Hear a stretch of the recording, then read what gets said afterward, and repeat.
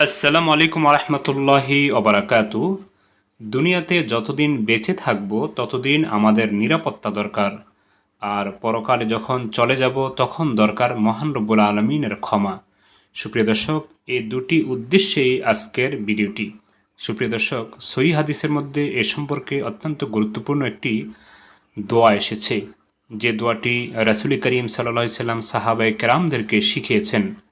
এ সম্পর্কে হাদিস এসেছে, একবার হজরত আবদুল্লাহ ইবনে ওমর রাদিয়াল্লাহু আনহু এক ব্যক্তিকে বললেন, তুমি যখন ঘুমাতে যাবে রাত্রে, তখন তুমি এ দোয়াটি পাঠ করবে। এ কথা শুনে ওই লোকটি বলল, আপনি কি এ দোয়াটি ওমর এর পক্ষ থেকে শুনেছেন? হজরত আবদুল্লাহ ইবনে ওমর বললেন, তার চেয়েও অর্থাৎ ওমরের চেয়ে উত্তম লোক মোহাম্মদুর রাসূলুল্লাহ সাল্লাল্লাহু আলাইহি সাল্লামের পক্ষ থেকে শুনেছি।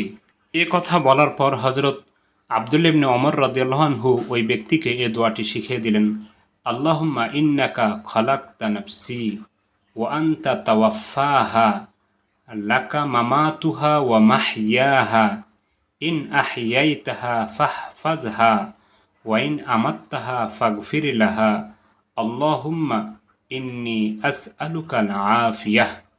সুপ্রিয় দর্শক, যখন ঘুমাতে যাবেন তখন খুব খেয়াল করে এ দোয়াটি পাঠ করবেন। এ দোয়াটির অর্থ হলো, হে আল্লাহ, নিশ্চয়ই তুমি আমার আত্মাকে সৃষ্টি করেছ, আর তুমি তাকে মৃত্যু দান করবে। তোমারই জন্য তার মরণ এবং জীবন। যদি তুমি তাকে পৃথিবীতে জীবিত রাখো তাহলে তার হেফাজত করো, আর যদি ওকে মৃত্যু দাও তাহলে ওকে মাফ করো। হে আল্লাহ, নিশ্চয়ই আমি তোমার নিকট নিরাপত্তা চাচ্ছি। আল্লাহ তাআলা সকলকে এই দোয়াটির উপর আমল করার তৌফিক দান করুন। আমিন। আসসালামু আলাইকুম।